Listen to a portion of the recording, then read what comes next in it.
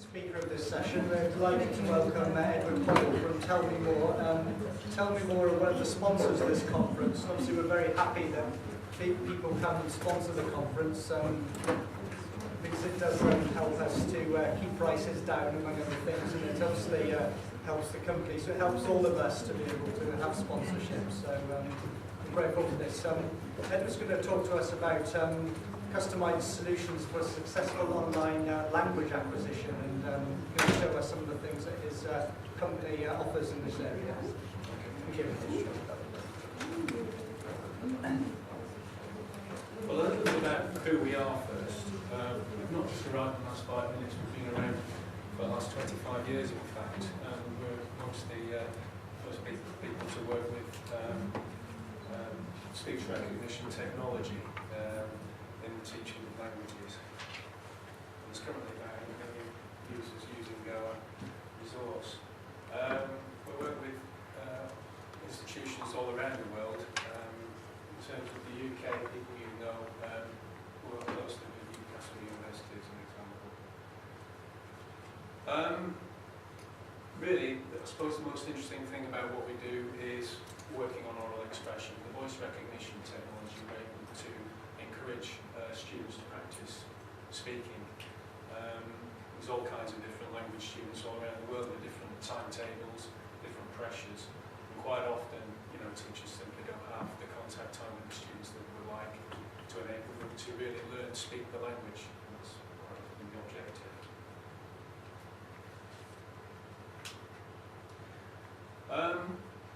What we're suggesting is that a resource like ours can be used as a complement to what you're doing with your students. Can fill some rather important gaps, as I've just sort of suggested.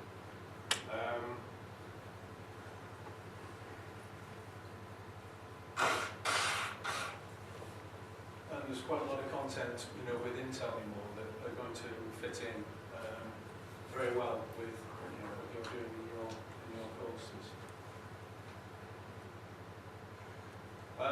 There's a lot of good reasons to sort of incorporate online resources with what you're doing in the classroom environment. And with a blended solution, you get the best of both worlds. I suppose really the main benefit is, from a lot of student point of view, is that an online resource is accessible anywhere. There's no geographical constraints, and they can work when they like. It's convenient, and especially back in reference to oral expression again, they're working in their own time and space, and they can build up confidence to speak in the classroom environment.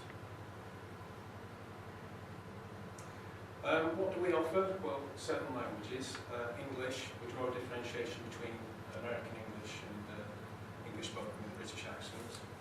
French, German, Spanish, Italian, Dutch, and Chinese, which is the most recent edition. We have a lot of content.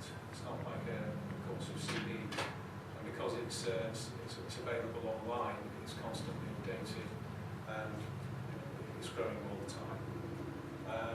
And a lot of the content is across the levels, from beginner level. We find that a lot of our people that use our resource, are beginners, but it does go all the way up to C1. Beyond that, we're talking about expert. It's a communicative approach. We're putting the students into a situation which we hope is fairly realistic, presents a context as to when the student finds themselves in a real life situation, have the confidence to speak. We also incorporate a number of tests into the resource. We have placement tests. So if you have a large program of students, it can be very useful for them to be able to take this adaptative test, which, after 20 questions, if the student gets the questions all right, the next 20 will be harder, vice versa. If they get them all wrong, they're going to get easier. This is through this process that you find a starting point in the program for the student in relation to the European framework.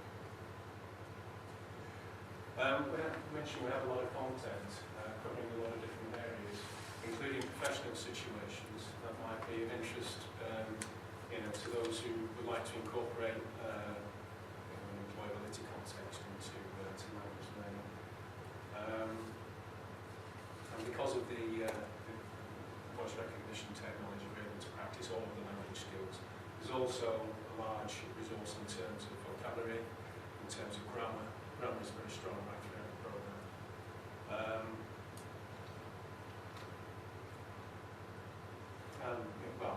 also try and build in as much of the culture behind the language into the language courses. We also have a partnership with Associated Press and Euronews, and what we do is we take authentic newscasts which are sent to us on a regular basis, and we basically, the student can actually follow these. In fact, they can be used in front of the class as well. You can hide or show the text, so the student is practicing listening skills, and then there's a series of comprehension activities that follow these, so that basically testing the information of the student, and covering a lot of topics, and these are updates on a regular basis. Something new is virtual conversations, and this is something available in English at this stage, but the student basically interacts in quite a realistic way with a computer, again, practicing oral expression. And one of the latest additions in terms of languages is Chinese. In some cases there is not that much good quality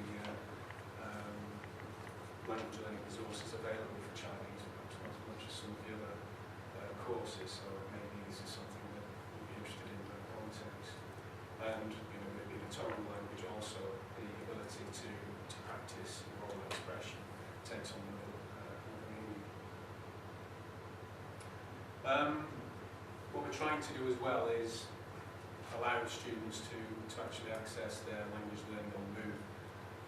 We're bringing out a number of applications for iPhones and iPads to enable students to work on the move. And we're trying to work as closely with the institution as possible.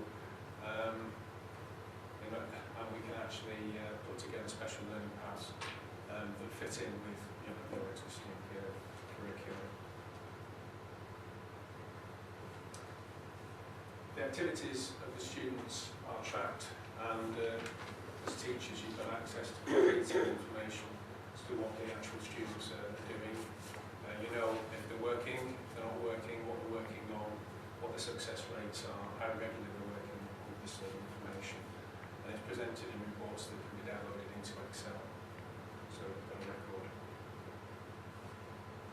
On large-scale projects, obviously, it can be quite a daunting task if you're going to, let's say, for instance, you're managing a project that's 500 students, say an institution-wide program. To go in to each student and have a look at their individual activities is going to be very time-consuming. So we've developed an overall grade tool, which within seconds gives you the opportunity to develop a report, an overall report, subject to certain criteria: how long the student's working, how fast they're going through the content, if they've done the test, what the test results are. And this is all presented in a table which we downloaded into Excel again, and gives you a very quick overview of the whole project. Something else that's new is the facility for universities to actually build in their own content. So if there's a specific subject area that you're interested in that you can't find in our existing content, there's a facility for you to actually build that in. And I think that's a step towards closer collaboration with the university language departments. That's what we hope for. Through the tutor portal, we're able to assign contents to students. So on a day-to-day basis, perhaps, if you're working with a class of students, then you are able to send content to their welcome screen, if you like. So if you actually send this information, it's going to arrive at the top of their to-do list next time they log on. And this is a very quick process. Actually select the content you want to send, assign it, and then the student finds that at the top of their to-do list next time they actually log on. And as I've suggested, what we're trying to do is to build long-term relationships with university language departments. So, you know, we want to look maybe in terms of building learning paths and a following your curriculum, integrate into your activities to provide an extra element to what you're doing.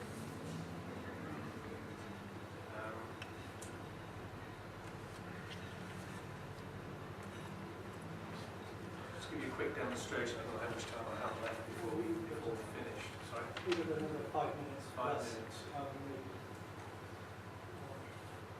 Welcome to the world of Tell Me More.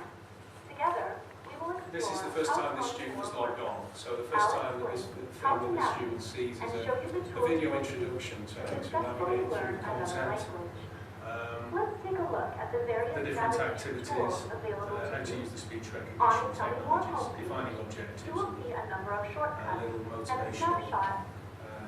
speech. Then we actually select from the list the language that we're interested in learning.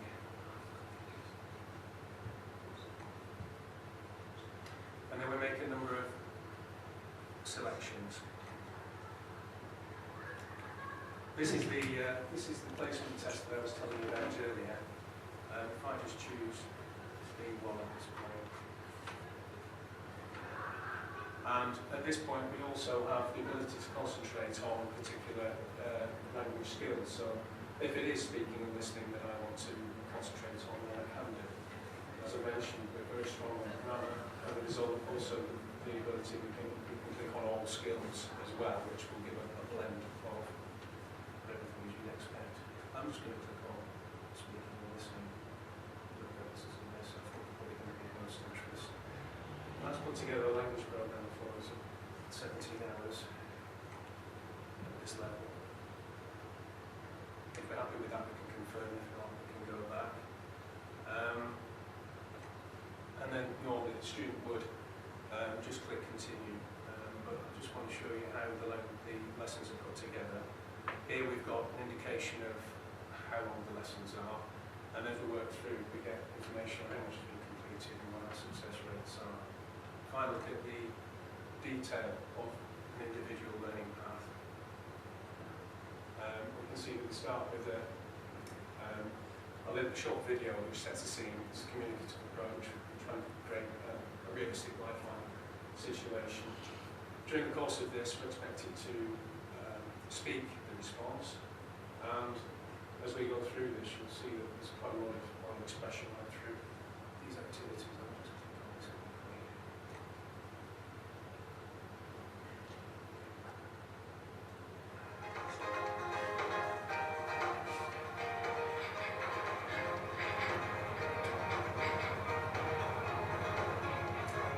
Vous êtes assise à la terrasse d'un café quand soudain, vous entendez À l'aide! And with that, I'm being recorded now. It's waiting for me to give one of these responses. But I'm just going to stop for a moment. The student might not understand what an individual word means. I can right-click on it. It tells me a little bit of information about it. I can see this is a verb. It means to hear. I've chosen English as my interface language. There are 18 other interface languages. I can listen to the word. Entendez. I can go into Language Lab and pronounce it, and because this is a verb, I've got access to conjugations. And then I can listen to the various responses. qu'est-ce qui ne va pas? Qu'est-ce qui se passe? Vous avez un problème? And then, you know, in normal circumstances, a student would take a little bit of time to actually find the way around this. But once I've got a little bit of confidence, I'm happy to go speaking. Vous avez un problème? Vous avez un problème? Je me suis coupé le doigt. Votre Deut est tout chose là. It's not going to accept a poor effort like that. But rather than give up and do something else, I can go into the Language Lab. Votre doigt est toujours là. There's a visual representation of this sentence. The blue line is an indication of the intonation. You can see it going up at the end there, giving the question. And the grey shadow is a representation of the rhythm of the native speaking. So, votre Deutsch est tout Jaws là.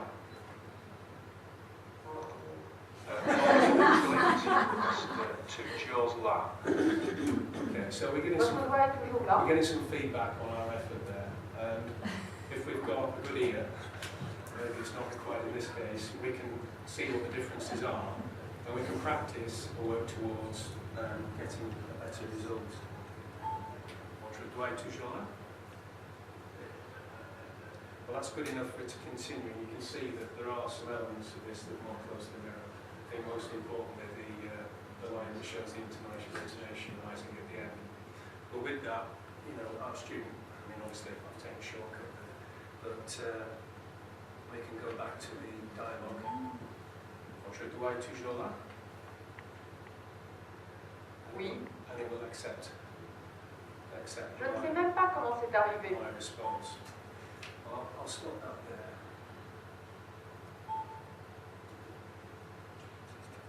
And here I can navigate through the content. How am I doing for time? One minute, if you want to take questions, and maybe 2 more minutes. Okay, well, I think maybe you've got a little insight into what it is all about, really.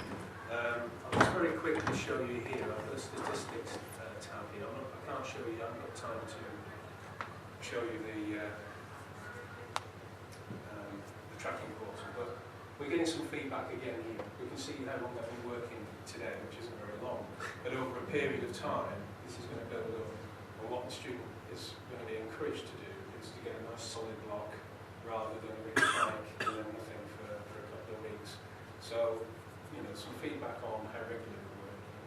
And in terms of our language skills, I mean, I've not really done very much, but we're getting some feedback on the language skills that we've been working on and our success rates in those. We've got access to the tests here. Under resources, we have basically a grammar book. We have all the conjugations, a glossary. There's over 10,000 words in French and for most of the other languages. And through my workshops, it's an access point which gives you access to the whole of the content within Tell Me More without going through the actual lessons. So the student, there's different ways of making the resource available to students.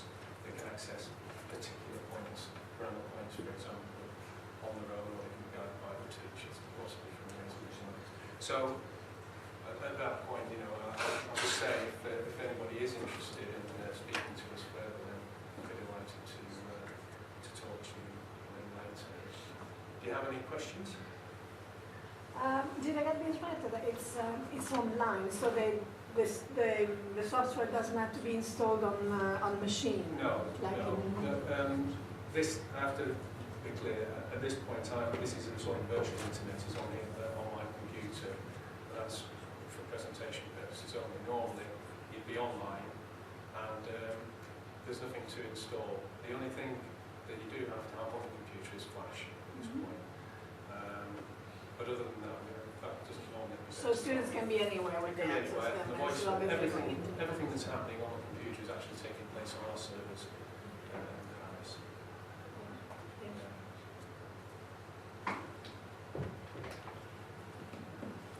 Questions or comments? Is there any chance to a way in which we can see better what is inside, especially for the higher level, not just the... Well, yes. Obviously, I can't do it at the moment, but if you're interested to have a look, I can show you later. And, well, I mean, once I've given a short demonstration, perhaps for those of you who are really interested, I can create a temporary access for you so you can have a look yourself. And if you have specific questions, I'll be happy to answer them. You mentioned the collaboration with tutors to create specific content. Yes. Would that be dictated by just the tutor needs and you would create something, or does it have to be based on what you have created already? Oh no, it has to be based on what we've created already. But as I've suggested, we're going to, very shortly, we'll have a facility available, Create, which will enable us to actually create specific content. But there's already an awful lot of content, something like 300 hours in most of the courses. So does it mean that tutors themselves will be able to create activities using what's already available there? Like a template, you can take something like a video or a sound file and then build a lesson around that. And that would be saved obviously for... Yes, and that would be, that would be exclusive to you, your institution. And I think what we're hoping is that over time, the best quality resource will be probably purchased and incorporated into the resource as well. So I hope that that's going to be something that's going to enable closer collaboration between universities. Sorry if you've mentioned it before and I missed it, but how does it work with licenses? Does the university require a license and then as many students as we have can access it, or do we require 25 licenses and that means only 25 students? Yeah, well, the way it works, because of the tracking, and also there's another element in that, once a student has logged off, when they log on again, they want to find themselves at the point at which they were last working. So if you have multiple students, it's less practical, and the tracking becomes invalid. So it's one license per student per year. There's different ways of, there's different licenses, and the way we're thinking at the moment really is to try and make the resources available to everybody within the university in a side license. I think that's the ideal situation. What we're finding is that within a university, there's lots of different contexts for use for this. Universities are interested in students becoming global citizens and all the rest of it. So why not? Why shouldn't every university student have access to the resource? And I tutor because you said you recommended to use it as a blended learning tool. So as a tutor, I would have more or less have access to all the students' profiles then, or would I just have to trust them that they do the work? No. You'd be able to see really quickly. The way I'd say on a project. I mean, if we're talking about a whole university, there's going to be pockets of specialist language teaching where people are attending, students are attending classes.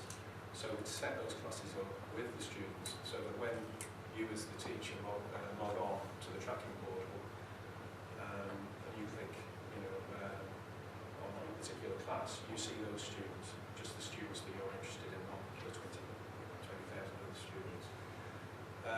You can look very closely at what they're doing. In fact, you can see which lessons they've done, their success rates.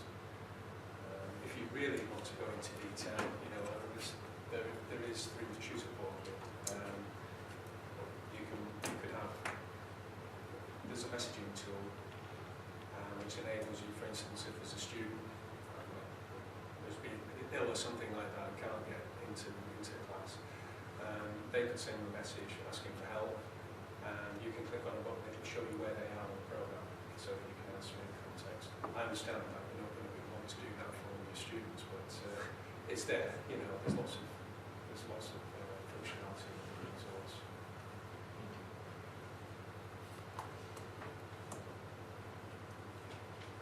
Well, I think there's tea and coffee ready if nobody's got any further questions. I'm sure you can all talk to, and you'll be out there for the rest of that. Yeah, we're delighted to see you. I think there's 1 or 2 chocolates left as well.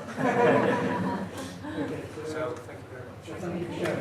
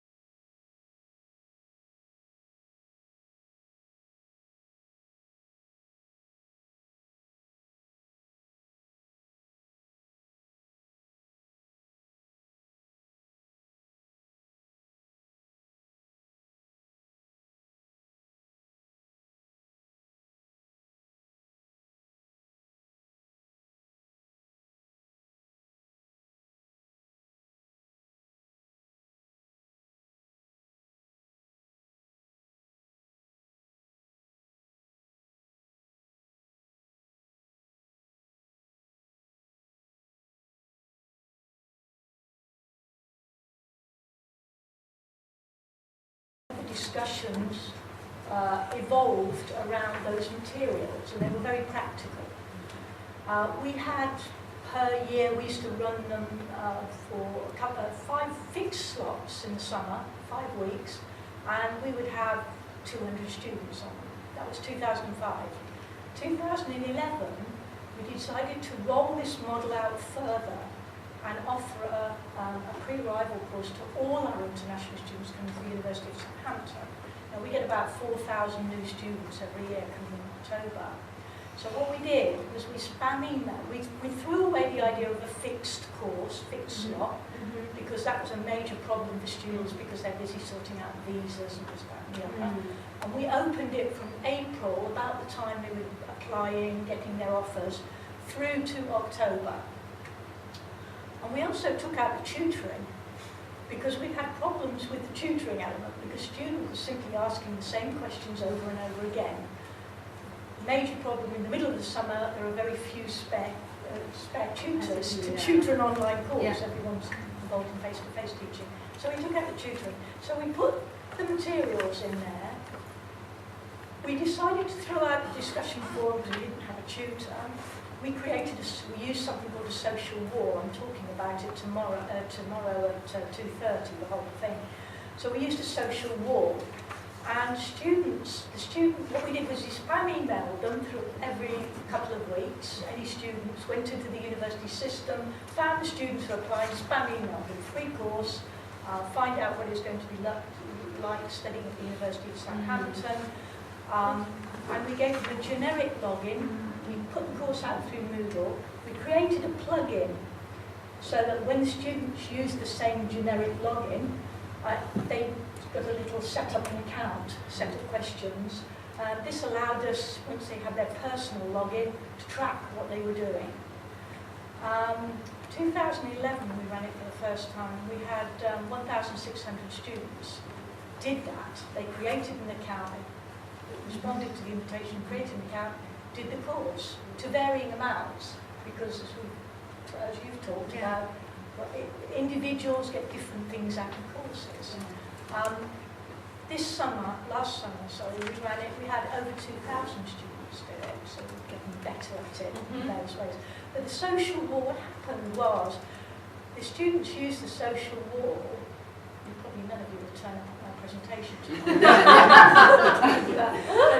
Students used the social wall to exchange their email accounts, their QQ if they were Chinese, Facebook if they were UK or America-based. They exchanged and this was the hunch we had, they exchanged their contact details and they got in contact with each other outside the course.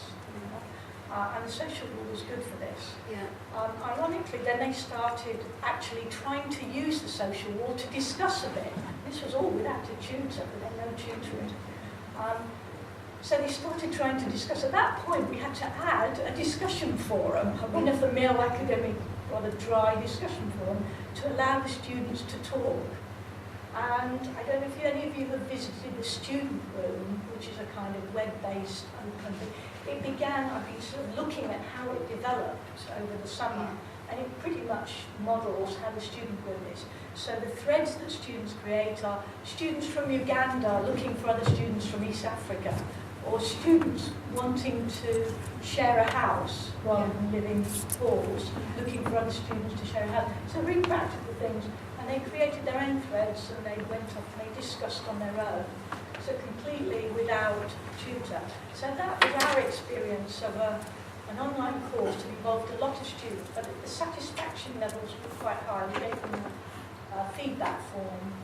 We had about 8% of the 2,000 actually sent us feedback, and it was very good. I mean, they felt they got a lot out of it, and you can imagine for students in that situation. So a lot about confidence building, making contacts.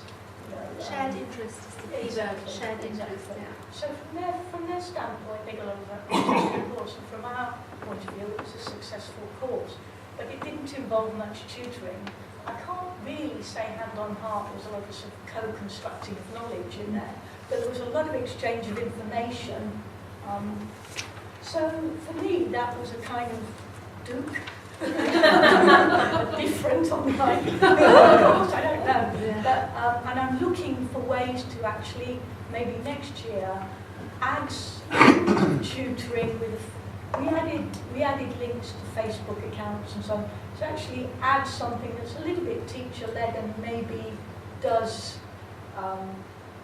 develop some particular threads that students want to talk about in depth with a tutor, but I'm still figuring out how to do that. But that was our experience anyway. But I'm glad to hear what you're talking about, because I think that's the way we have to go. Can I make a comment on what you said? That one of the challenges when you do things like this in the open is tracking what's happening. Because people exchange their email addresses, their Facebook accounts and whatever, and then the discussion moves elsewhere, and then you don't know it's happening. So how do you show that it's been a success, that the students have been in contact, that have been talking to each other? You've lost that information because it's just happening elsewhere. It's just an acknowledgement that it is happening, you know. Yeah. But, well, you can get it from the feedback form. yeah. So, But then, you know, if you've got 8% of people who return the feedback form, I'm sure there's Yes. a hell of a lot of other stuff happening. You know, they've met on Skype, they've talked by email, and we don't get. That's a big challenge, It's a really. challenge. Is and particularly for institutions, because Yeah, these exactly. are Because you will have to then they have to justify have to the institution, justify I need to costs. continue doing this course because it's been successful, and they'll say, well, where's the discussions, where's the, you know.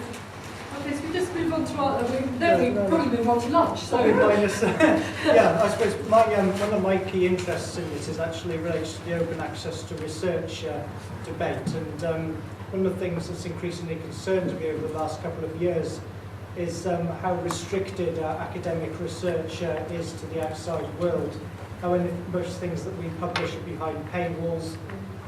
If you want to buy some of my work and remember the public, you have to pay $25 for a 15-page article.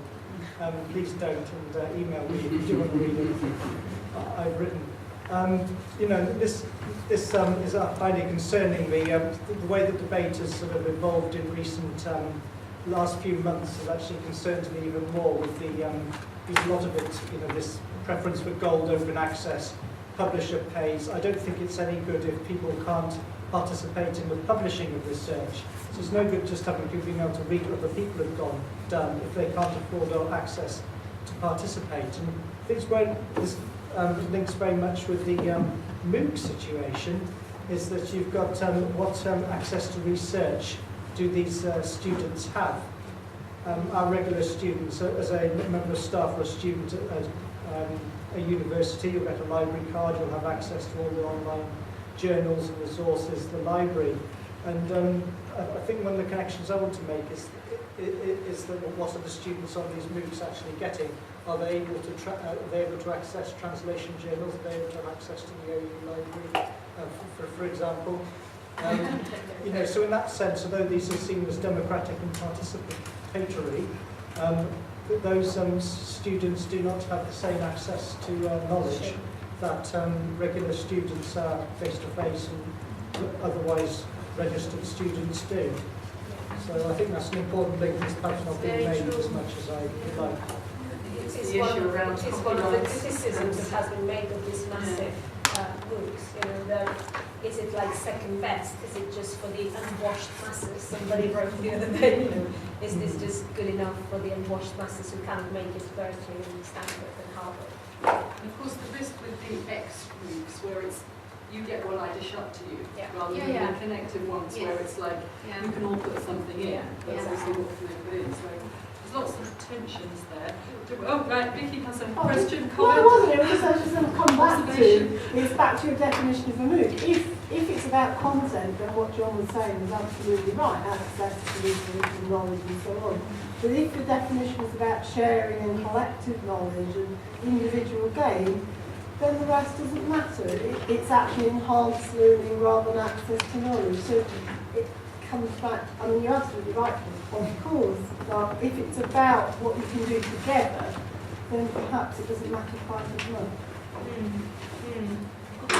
The open lab, at the OU, you've got a great situation with the open lab because part of the policy of the OU is to use it as an experimental space. So obviously doing the MOOCs there is in line with OU policy. Has there been any pressure put on you or any discussions about using it? I mean, it is a marketing tool for the OU courses. But has there been any direct link between OU selling courses and open lab and your work?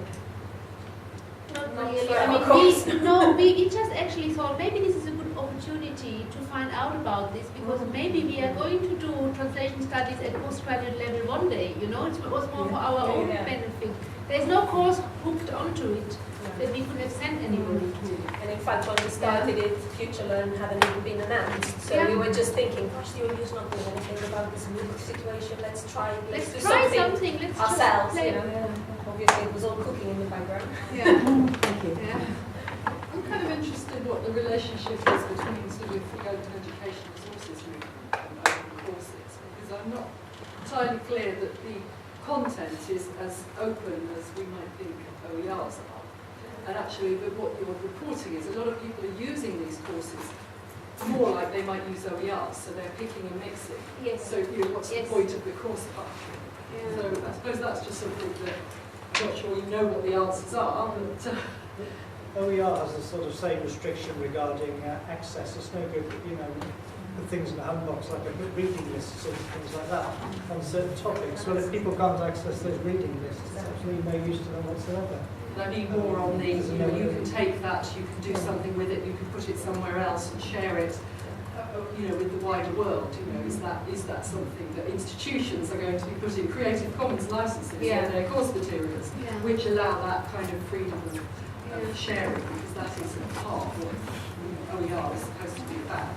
But it's more like saying you can come into our space and use the material, but we can't necessarily. When you do a MOOC, by definition, what you put up there has to be in OER. Otherwise, you wouldn't be able to put it up there. Well, true. You know, it has to be based on OER. I mean, we used an open translation manual, which is published as an open resource. We couldn't use an open translation book because then we would be breaking the law. But anything you created yourself. What we created, I think the whole course has got a CC BY license. But you know, the resources we created, the recordings of the synchronous sessions, they were all out there for people to. But it's not generally the case with XMOOCs. That's the point. No, that's my question. Is that? We need to wrap it up. Thank you. Thank you.